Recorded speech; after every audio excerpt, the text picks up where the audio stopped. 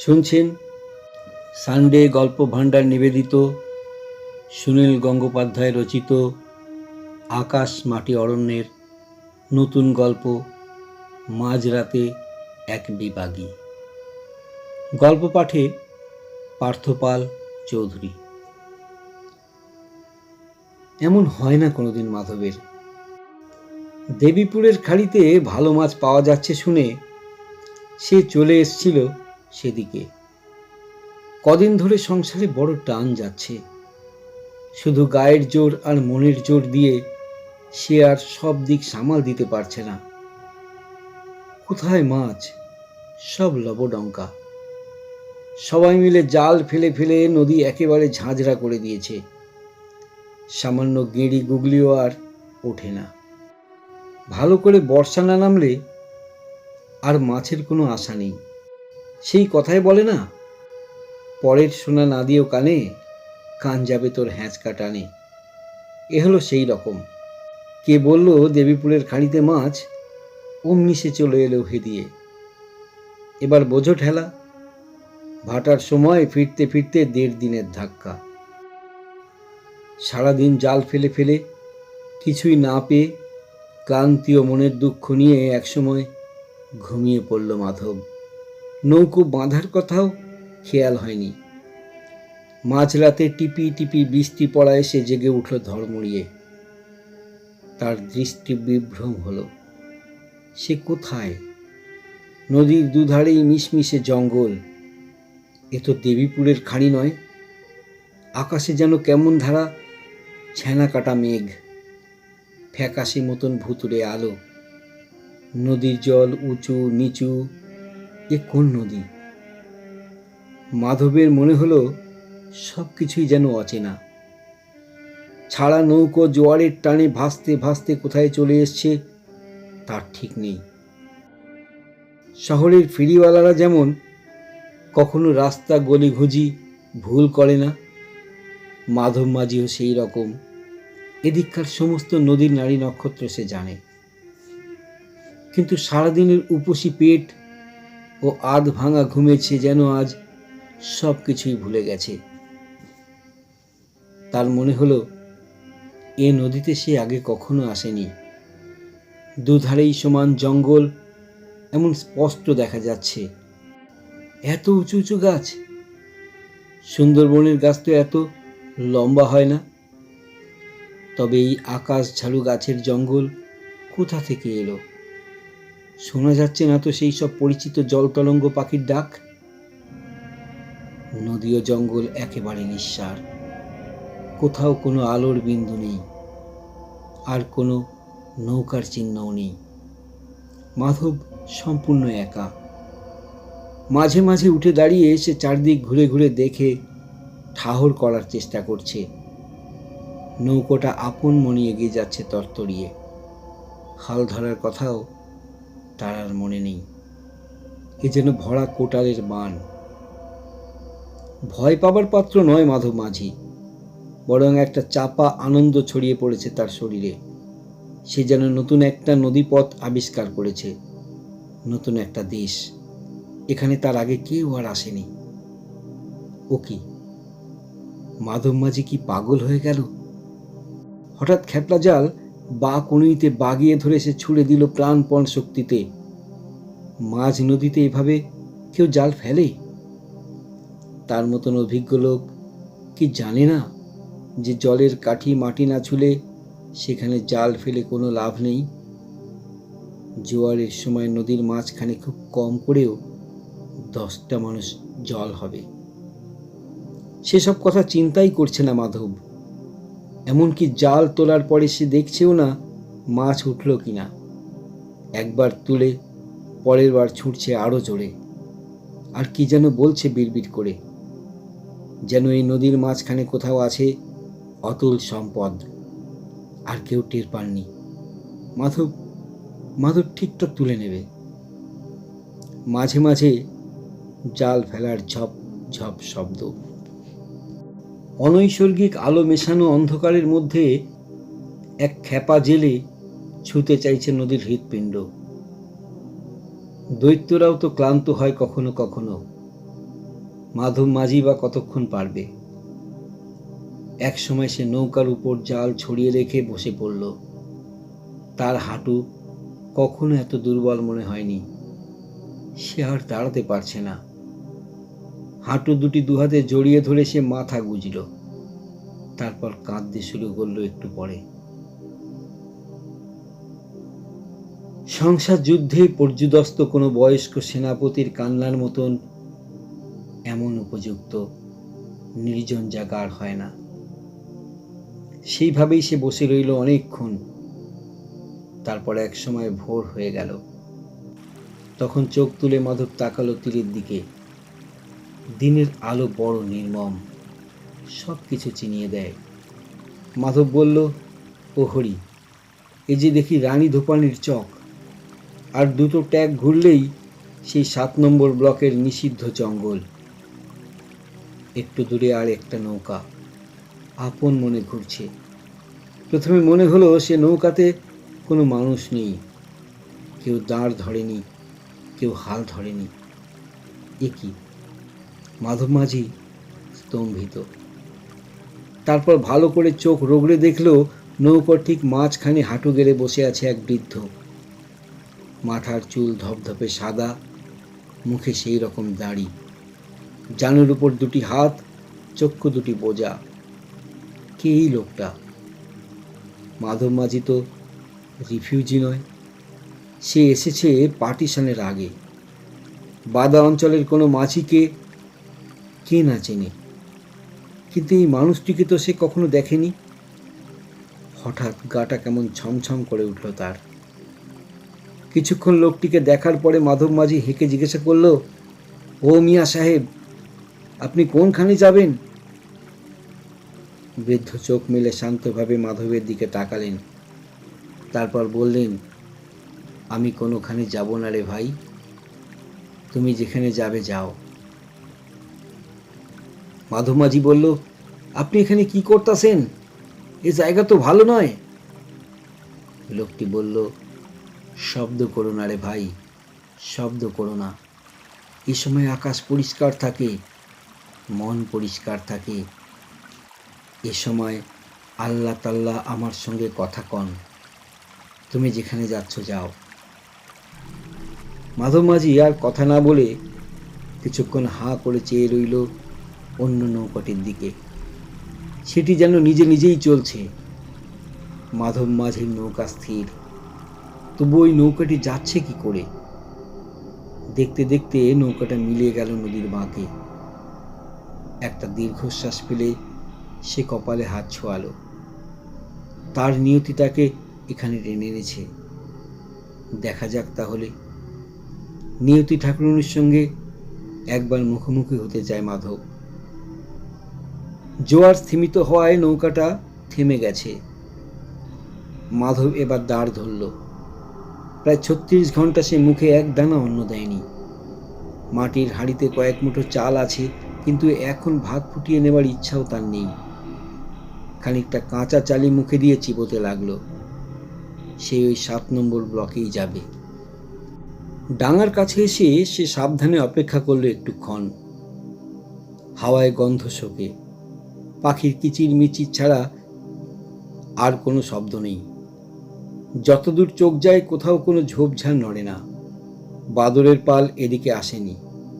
হঠাৎ দূরে বেশ জোরালো গলায় শোনা গেল, কোক্কর কোঁ, কোক্কর কোঁ কোঁ। বন বিবিকে মানত করে লোকে দেশি মুরগি ছেড়ে দিয়ে যায়, সেগুলি একসময় বন মুরগি হয়ে যায়। ভাটার সময় কাদা জলে নোঙর ফেলে মাধব নামল নৌকা থেকে।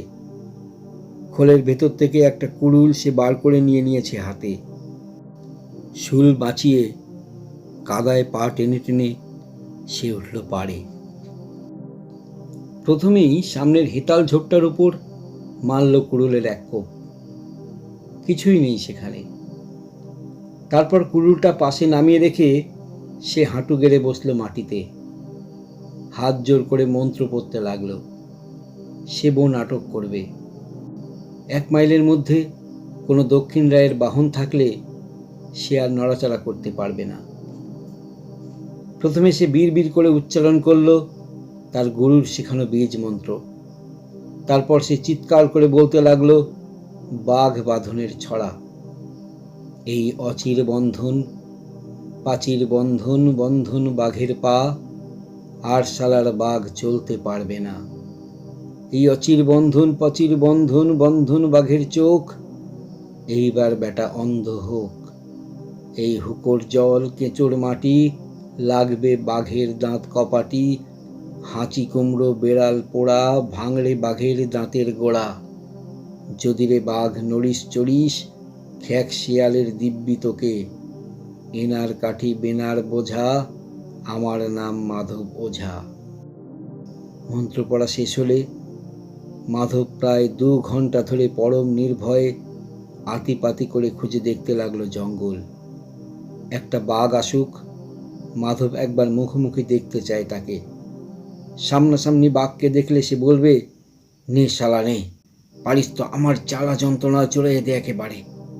তোর পেটে ক্ষুধা, আমারও পেটে ক্ষুধা, হয় তুই মরবি নয় আমি মরুম। 7 নম্বর ব্লকের বাঘ চলে গেছে অনেক দূরে, অথবা মাধবকে দেখে ভয় কাছে এলো না। এ ঘোর জঙ্গলে একজন একলা মানুষকে স্বেচ্ছায় ঘুরতে দেখলে বাঘেরও ভয় পাওয়ার কথা। সে জানোয়ারেরও তো প্রাণের ভয় আছে। মাধবের আর একটা উদ্দেশ্য ছিল, মনোরঞ্জনের লাশের কোনো চিহ্ন খুঁজে পাওয়া। যদিও তার অভিজ্ঞতা থেকে মনে মনে সে জানে ঘটনার 21 দিন পর লাশের চিহ্ন চোখে পড়া খুবই অস্বাভাবিক। বাঘ সবটা খায় না ঠিকই, কিন্তু জোয়ারে এই জঙ্গলের অর্ধেকটা ডুবে যায়। ভাটার সময় যা পায় নদী টেনে নিয়ে চলে যায়। বাঘ তো বেশি দূরে লাশ কেটে নিয়ে যাবে না, খিদের জ্বালায় মারার পরই কাছাকাছি বসে খাবে। অনেকখানি বন তন্ন তন্ন করে খুঁজেও মাধব বাঘ কিংবা লাশের কোনো চিহ্ন খুঁজে পেল না। তখন সে খুব মন দিয়ে একটা বড় গড়ান গাছ কাটতে লাগলো। একা পুরো গাছটা কেটে খণ্ড খণ্ড করে ডালপালা ছড়িয়ে নিতেও তার কম সময় লাগলো না। তার মন একেবারে শান্ত। বাঘ কিংবা বনরক্ষী কিংবা পুলিশের কোনো রকম আশঙ্কাই সে করছে না। কাঠগুলো নৌকায় তুলতে গিয়ে একসময় সে দেখতে পেল কাদার মধ্যে গাঁথা সাদা পাথরের মতন কি একটা জিনিস। গোটা সুন্দরবনে পাথরের কোনো অস্তিত্ব নেই। কৌতূহলী হয়ে সে জিনিসটাকে খুঁড়ে তুলতে গেল। সেটি একটি নরকরটি। মাংস, চামড়া, চুল সমস্ত উঠে গিয়ে সাদা হয়ে গেছে। এ কি মনোরঞ্জন? হতেও পারে, না হতেও পারে, না হওয়াই সম্ভব। মনে হয় আরো বেশি দিনের পুরনো। তবু মাধব ধরে নিল এটাই মনোরঞ্জনের খুলি। অনেকখানি স্বস্তি পেল সে। এবার সে গাছের একটা সরু ডাল পুঁতে দিল মাটিতে। নৌকো থেকে তার গামছাটা এনে তার আধখানা ছিঁড়ে পতাকার মতন বেঁধে দিল সেই ডালে এবং মন্ত্র পড়ে দিল মনোরঞ্জনের নামে। সে গুণিন। হুকুস্থলে সে নিহত ব্যক্তির আত্মার উদ্দেশ্যে যদি একটা ধ্বজা পুঁতে দিতে না পারে, তাহলে তার ধর্মের হানি হয়। তবে কি তার গুরু শিবচন্দ্র হাজরাই এই উদ্দেশ্যে নিয়তির ছদ্মবেশ ধরে তার নৌকাটা টেনে এনেছেন এই 7 নম্বর ব্লকে? কাঠগুলো নৌকাতে বোঝাই করে মাথার খুলিটাও মাধব নিয়ে এলো নিজের সঙ্গে। পুলিশের দারোগাই বলো আর গভর্নমেন্টই বলো, কেউ এই খুলিটা দেখে বিশ্বাস করবে না যে মনোরঞ্জন খালাকে বাঘে খেয়েছে। এই তার প্রমাণ। এর আগেও কত লোককে খেয়েছে। তাছাড়া নদীতে ভাসতে ভাসতে কত মরা আসে, ভাটার সময় কাদায় আটকে যায়। এরকম মাথার খুলি গন্ডায় গন্ডায় পাওয়া যেতে পারে। তবু একলা অনেক দূরের পথ ফিরতে হবে। এই খুলিটাই মাধবের সঙ্গী। বেলা গড়িয়ে এসছে, আকাশটা লালে লাল। পাখির ঝাঁক উড়ে যাচ্ছে নদীর এপার থেকে ওপারে। পৃথিবীটাকে এই সময় কি সুন্দর শান্তিময় মনে হয়। কিন্তু আশ্চর্য, এখনো এই নদীতে আর একটাও নৌকা কিংবা পেট্রোলের লঞ্চ দেখা গেল না।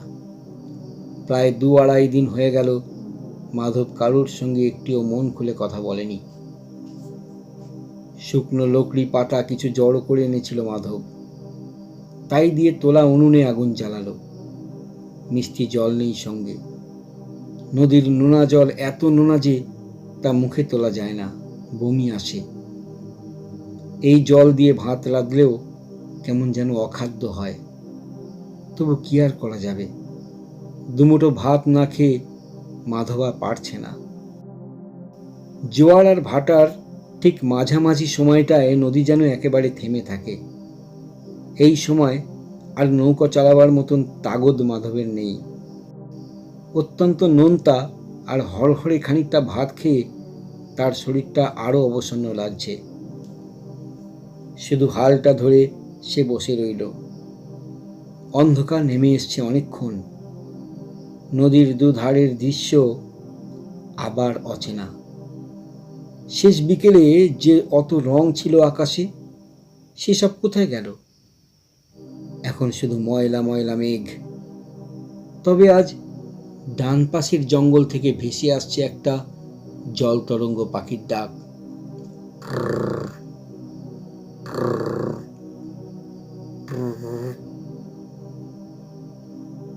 ঝুপসি অন্ধকারের মধ্যে থেমে থাকা নৌকোয় অনেকক্ষণ চুপ করে বসে থাকবার পর মাধব কথা বলতে শুরু করলো। মনরে, তুই শুনতে পাস আমার কথা? সাদা রঙের মাথার খুলিটা ঠিক মাধবের সামনে পাটাতনের উপর বসানো। চোখ দুটোর জায়গায় দুটো কালো গর্ত। তবু যেন সে মাধবের দিকেই তাকিয়ে আছে। মনো, সাইয়া দেখ, আমি মাধব দা। অমন সুন্দর মুখখান আসিল তোর, কার্তিক ঠাউরের মতন টানা টানা চক্ষু। হায় রে, সব কোথায় গেল? মরলে সব মানুষই সমান। আমি মরলে আমার মাথাটা ওই রকম হইয়া যাইবে। আমার মাথার খুলি, তোর মাথার খুলি, মাইয়া মানুষের খুলি, সবই এক। কেন তুই আইলি আমাগো সাথে? ঘরে নতুন বিয়া করা বউ। ফিন ফিন করে বাতাস বইছে। আজ আবার একটু পরেই বোধহয় বৃষ্টি আসবে। হ্যামলেট নামের প্রসিদ্ধ নাটকটির কথা তো কিছুই জানে না মাধব। জানলে বোধহয় সেই অর্ধ উন্মাদ রাজকুমারের অনুকরণ করত না। কাঁদতে কাঁদতে মাধব বলল, সৈত্য কথা কত মনো, তোর প্রাণটা প্রথম ঝটকাতেই বাইরাইয়া গেছিল। কষ্ট পাস নাই তো, নাকি লড়ছিলি?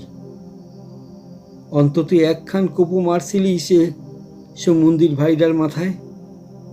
তোরে আমরা অনেক বিশ্রাইয়াছিলাম, বিশ্বাস কর মনো, খোঁজার আর কিছু বাকি রাখি নাই। তোরে একেবারে ঝড়ে উড়াইয়া নিয়া গেল। সে মন্দির ভাইরে একবার সামনে পাইলে, বিড়ি খাবি মনো? আমি একটা খাই, আর 2খান মাত্র বিড়ি আছে। কত দূরের পথ। উনুনের আঁচ এখনো নেবেনি। দেশলাই খরচ না করে সেখান থেকেই বিড়িটা ধরালো মাধব। কাল রাতে বৃষ্টি ভেজায় বিড়িটা স্যাঁতস্যাঁতে হয়ে গেছে। এরকম স্যাঁতস্যাঁতে বিড়ি টানার যে কি যন্ত্রণা, তা শুধু ভুক্তভোগীই বুঝবে। হে ভগবান, একটু সুখ কি দেবে না? মাধব আবার বলল, অমন, কথা কস না কেন? অমন দম ফাটাই না গলার আওয়াজ আসিল তোর। বঙ্গে বর্গীপালায় ভাস্কর পণ্ডিত তুই বড় ভালো করছিলি। জয় হিন্দ ক্লাব এবারে একেবারে কানা। পশ্চিমী চইলা গেল, তুইও গেলি। দূর শালা। বিরক্ত হয়ে নিভে যাওয়া বিড়িটা মাধব ছুঁড়ে ফেলে দিল জলে। তারপর সে একটা উন্মাদের মতন কাণ্ড করল। মাথার খুঁড়িটা হাতে নিয়ে উঠে দাঁড়ালো সে। তারপর সেই জনমানব শূন্য নদী ও জল তরঙ্গের মধ্যে গলা ফাটিয়ে চেঁচাতে লাগলো, শোনো, শুই না রাখো তোমরা, আমি মাধব দাস মজুমদার। আমার বাপে আমারে খেদাইয়া দিছিল, মায়ের চোখে দেখি নাই, তবু আমি এ জন্মে কখনো চুরি করি নাই, ডাকাতি করি নাই, কাউর কোনো ক্ষতি করি নাই। নিজের বউ সাওয়াল পান গো, 2 মোটা ভাত দিবার জন্যেই রোজ মাথার ঘাম পায়ে ফেলি। তাই তোমরা আমারে একটা বিড়ি পর্যন্ত মনের সুখে টাইনতে দিবা না? তোমরা কি ভাবছো আমি মাধব দাস মজুমদার হাইজো মরি নাই? আমি মরব না। আমি 1000 বছর বাইসা থাকুম, আমারে মারতে পারবা না। আমার এই রকম সাদা ফেকাইয়া খুলি বানাইতে পারবা না। আমি লইরা যামু। আয় আয়, কে আসবি? আয়, কে কোথায় আইসো? আয়। জোয়ার ভাটা ঢেউ ও ঝড় বৃষ্টির সঙ্গে যুঝে মাধব মাঝি ছোট মোল্লাখালি এসে পৌঁছালো 3য় দিন সন্ধ্যায়। সারা শরীরে জল কাদা মাখা, পেটটা যেন ঠেকে গেছে পিঠে, শুধু জল জল করছে 2টি চোখ। এদিকে ছোট মোল্লাখালিতে দারুণ হইচই, প্রচুর হ্যাজাক ও লণ্ঠনের আলো। 3খানা লঞ্চ ও গোটা 20 নৌকো ভিড়ে আছে ঘাটে। পুলিশ ও বন বিভাগের লঞ্চ এক নজরে দেখেই চিনেছে মাধব। একবার সে ভাবল সরে পড়বে এখান থেকে, কিন্তু তার শরীর আর বইছে না। লোকালয়ে দেখার পর আর সে একলা একলা জলে ভাসতে পারবে না, যা হয় হোক। নৌকো বেঁধে ওপরে উঠে আসবার পর সে দেখল ব্যাপার অন্যরকম। নদী সাঁতরে এপারে চলে এসছে এক বাঘিনী। আজু শেখের বাড়িতে এসে সে একটা গরু মেরেছে, কিন্তু পালাতে পারেনি শিকার নিয়ে। অতিরিক্ত দুঃসাহসের জন্যই হোক বা খিদের জ্বালাতেই হোক, বাঘ সেখানেই গরুটাকে খেতে শুরু করেছিল। লোকজন উঠে পড়ায় সকলের তাড়া খেয়ে এসে রান্নাঘরে ঢুকে বসে আছে। সকাল থেকে প্রায় 1000 খানেক লোক ঘিরে রেখেছে অজু শেখের বাড়ি। নরখাদক বাঘই আবার সবচেয়ে বেশি ভয় পায় মানুষকে। সেই বাঘিনী আর কিছুতেই বেরোচ্ছে না রান্নাঘর থেকে। দূর দূর গ্রাম থেকে লোকজন ছুটে এসছে বাঘ দেখতে। কারুর প্রাণে যেন ভয় ডর নেই। সবাই চায় বাঘ বাইরে বেরিয়ে আসুক, 2 চোখ ভরে প্রাণ ভরে দেখে নেওয়া যাক। সুন্দরবনের মানুষ প্রায় কেউ কখনো জীবন্ত বাঘ দেখেনি। যে দেখেছে সে সচরাচর ফিরে আসে না সে ঘটনা বলার জন্য। খবর পেয়ে তড়িঘড়ি পুলিশ ও বন বিভাগের লোকও চলে এসছে। বাঘটাকে রান্নাঘর থেকে কিছুতেই বার করতে পারছে না কেউ। দর্শকরা মাঝে মধ্যে ইট কাঠ ছুঁড়ে মারে, পটকাও ফাটানো হয়েছে 2টো। তাতে বাঘ আরও ভয় পেয়ে গেছে। এ পর্যন্ত টু শব্দ করেনিও, কিন্তু সেটা যে রান্নাঘরের মধ্যে তা বোঝা যায়। চেঁচার বেড়ার ফাঁক দিয়ে একটু আধটু দেখা যায় কালো ডোরা কাটার ঝিলিক। বাঘকে মারবার হুকুম নেই। গোসাবা বাঘ প্রকল্পে খবর গেছে। সেখানে থেকে তাদের দ্রুতগামী স্পিড বোটে আসছে ঘুমের ওষুধের টোটা। সেই টোটা দিয়ে ঘুম পাড়িয়ে বাঘকে নিয়ে যাওয়া হবে খাতির করে। ওসি গৌর হালদার একবার এসে ঘুরে গেছেন। বন বিভাগ এবং টাইগার প্রজেক্ট যখন ভার নিয়ে নিয়েছে, তখন আর তার করার কিছু নেই। বাঘের বদলে যদি ডাকাত পড়তো আজু শেখের বাড়িতে, তাহলে তিনি দণ্ডমুণ্ডের কর্তা। বাঘে গরু মেরেছে, মানুষ তো মারেনি, সুতরাং কিছু রিপোর্টও দেওয়ার দরকার নেই তার। ভিড়ের ফাঁক ফোকর গলে একবার সামনের দিকে এসে দাঁড়িয়েছে মাধব মাঝি। অপরিচ্ছন্ন, ক্লান্ত, ক্ষুধার্ত, জলে ভেজা শরীর, তবু উত্তেজনায় ধক ধক করছে তার বুক। এই বাঘিনীটাই কি মেরেছে মনোরঞ্জনকে? না, তা হতে পারে না। সেই 7 নম্বর ব্লক থেকে এত দূর ছোট মোল্লাখালীতে বাঘ আসবে কি করে? তবু বাঘ তো। সাধুচরণ, নিরাপদ, বিদ্যুৎরা এসছে কিনা খোঁজবার চেষ্টা করলো সে একবার, কিন্তু এই ভিড়ের মধ্যে কিছু বোঝবার উপায় নেই। হঠাৎ তার মনে হলো মনোরঞ্জন যেন দাঁড়িয়ে আছে তার পাশে। 1 মাস আগে হলেও এখন খবর পেলে মনোরঞ্জন ঠিক ছুটে আসতো দেখবার জন্য। এখনো সে আসবে না? শরীরে একটা তরঙ্গ খেলে গেল মাধবের। ঘুমের টোটা এসে পৌঁছাবার আগেই ঘটনার গতি গেল অন্যদিকে। ছোট মোল্লাখালীর একদল লোক দাবি তুলল তারা বাঘকে নিয়ে যেতে দেবে না কিছুতেই। বাঘ এসে তাদের গাঁয়ের মানুষ মারবে, গরু মারবে, আর বাবুরা এসে সেই বাঘকে ঘুম পাড়িয়ে আদর করে নিয়ে যাবে। পুলিশ ও ফরেস্ট গার্ডদের ঘিরে ফেলে তারা বলল, হয় বাঘ মারো, নয় আমাদের মারো। বন বিভাগের নিরীহ বড়বাবু জয়নন্দন ঘোষাল হ্যাঁ কিংবা না কোনোটাই বলতে পারলেন না। মুখ আমসি করে দাঁড়িয়ে রইলেন। তখন উত্তেজিত জনতা জয়নন্দন ঘোষালকে বেঁধে ফেলল একটা খুঁটির সঙ্গে। বাঘ মারা না হলে তাকে ছাড়া হবে না। পুলিশ ও ফরেস্ট গার্ডরা বুঝল যে ব্যাপার বেগতিক। বাঘের বদলে মানুষ মারার ঝুঁকি তারা নিতে পারে না। এদিকে লোকজন যা ক্ষেপে উঠেছে, এরপর তাদের প্রাণ নিয়েই টানাটানি।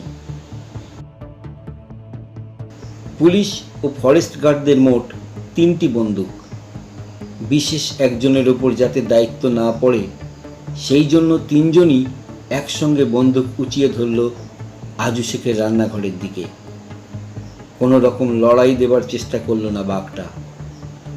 ভিতর ডিম হয়ে গিয়ে নিঃশব্দে বসে আছে রান্নাঘরে। গুড়ুম গুড়ুম গুড়ুম, আহ কি মিষ্টি আওয়াজ।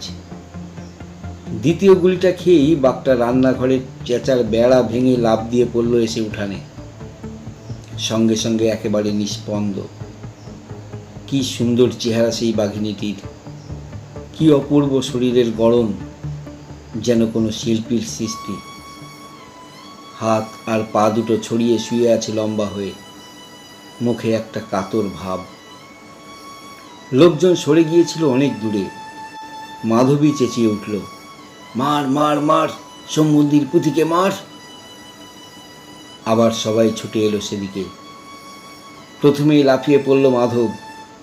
হাতের কুড়ুলটা দিয়ে সেই সদ্য মৃত বাহিনীর ওপর কোপের পর কোপ মেরে যেতে লাগলো সে। তারপর অন্যদের ধাক্কাধাক্কিতে একসময় সে মুখ থুবড়ে পড়ে গেল ওই ছিন্ন বিচ্ছিন্ন ব্যাঘ্র শরীরে। শুনলেন সানডে গল্প ভাণ্ডার নিবেদিত সুনীল গঙ্গোপাধ্যায় রচিত আকাশ মাটি অরণ্যের নতুন গল্প মাঝরাতে এক বিভাগী। গল্প পাঠে পার্থ পাল চৌধুরী। গল্পটি যদি আপনাদের সত্যি ভালো লেগে থাকে তাহলে প্রচুর লাইক করবেন এবং কমেন্টসের মাধ্যমে আমাকে জানাবেন গল্পটি আপনাদের কেমন লাগলো। আর যদি কোনো নতুন ধরনের গল্প শুনতে চান তাহলেও আমাকে জানাবেন। ধন্যবাদ।